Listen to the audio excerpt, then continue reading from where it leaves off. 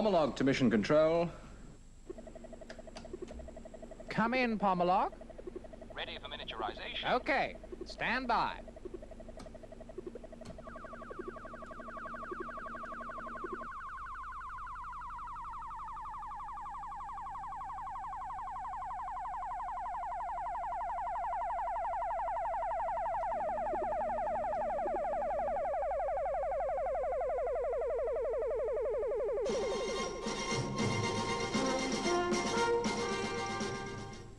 A manned submarine, codenamed Pomolog, was successfully miniaturized at the start of the first ever journey through the inside of an apple tree.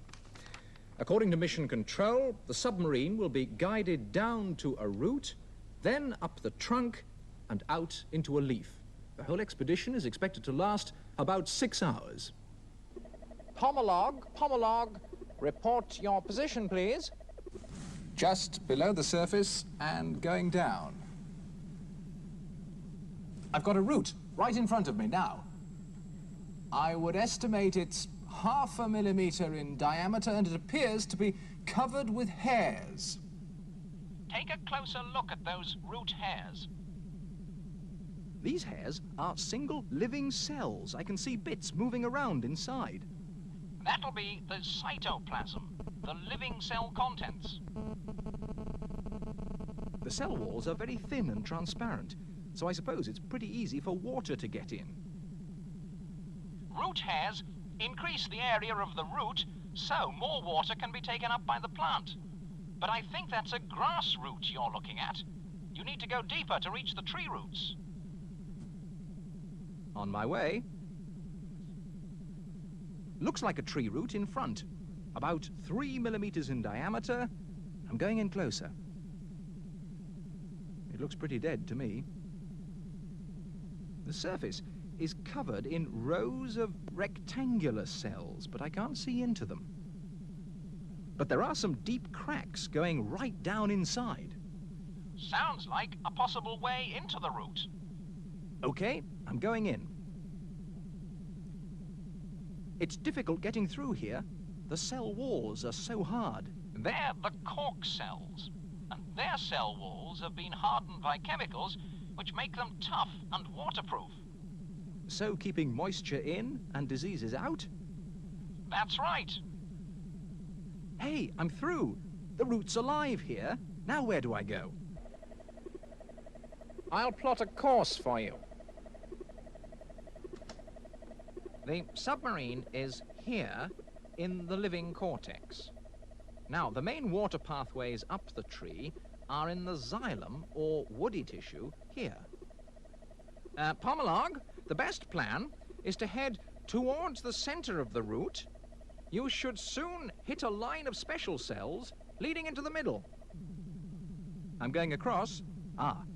Here's a row of cells that's more compact than the loose tissue around me. That's good. You're in a ray. Just keep going along it. There are some round objects in these ray cells. Probably starch grains. Food is often stored in the root until it's needed by the rest of the plant. Where does the food come from? It's made in the leaves, and then it flows down a column of long cells called sieve tubes. There's a very wide, thin-walled cell just by me.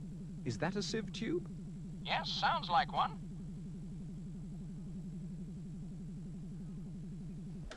Now, let me consult the plan. The food-conducting tissue, the phloem, is here, so the submarine must now be crossing the line between the phloem and the xylem. Let me see this in more detail. These cells here can divide, forming more phloem to the outside and more xylem, or woody tissue, to the inside. I wonder if Pomolog has reached the xylem yet. Come in, Pomolog. I'm in the hard stuff now, still following the living ray to the center of the root. There are some incredibly thick-walled cells here, but they're too narrow for me to get into. They'll be the fibers, the strengthening cells. The main water-conducting cells are much larger.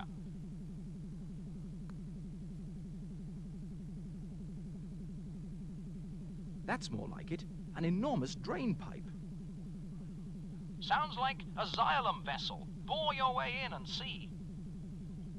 Okay.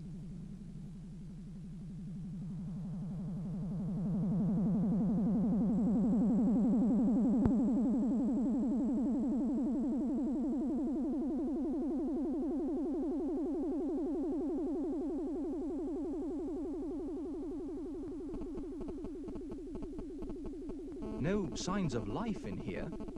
I suppose that if there were living cell contents, the water wouldn't move up so easily. That's right.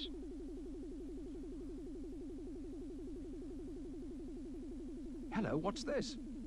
It must be where one vessel's cell ends and another takes over. The end walls must have dissolved, leaving a hole for water to get through. This tree's certainly got good plumbing.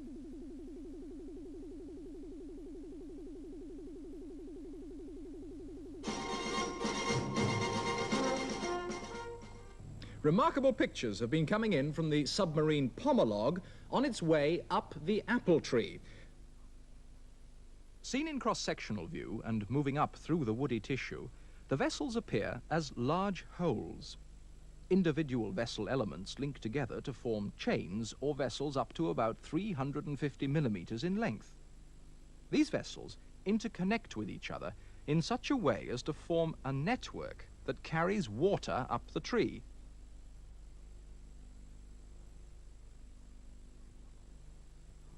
Substances also pass across the tree, along straight pathways called rays.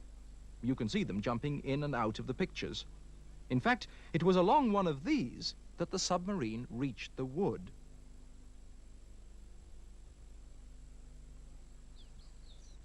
The submarine started its journey 4 hours ago and is expected to reach one of the leaves any time now.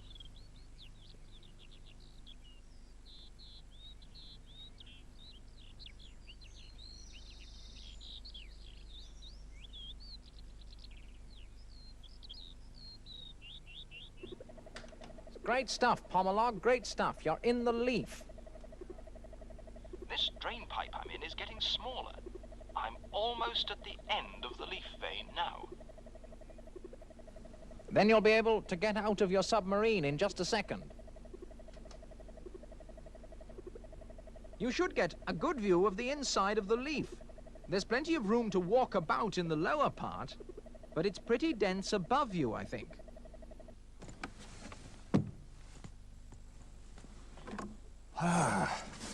Fresh air at last. These cells above me have lots of green bits in them. They're chloroplasts. They make food. What with? With the water you've driven through, for one, and of course sunlight. The light comes right down the center of the cells. Strange. The middle of the leaf has very few cells in it. Ah, the leaf needs spaces in between the cells. The air in the spaces contains the carbon dioxide needed to make food. So, the cells of the leaf are arranged in such a way as to receive as much light as possible, to be well supplied with water from the network of veins, and to provide sufficient air to make food for the rest of the tree. It looks like a mighty efficient food factory. Hey, I can see some holes in the floor. I'm going to have a look down there. Ah, they'll be the stomata. I get it. So the air's getting in through holes like this. But at the same time, water is escaping from the leaf as vapor. That's true. That's why so much water is needed. But the hole is surrounded by two special cells that can almost close the gap when too much water is being lost. Then I'd better get out of here before I get shut in.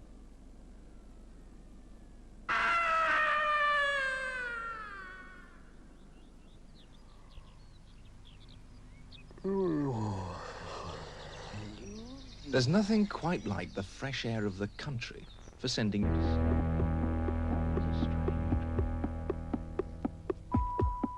Other than that, told him what they're for, did you? Aye, they're to keep the coal dust out of your eyes.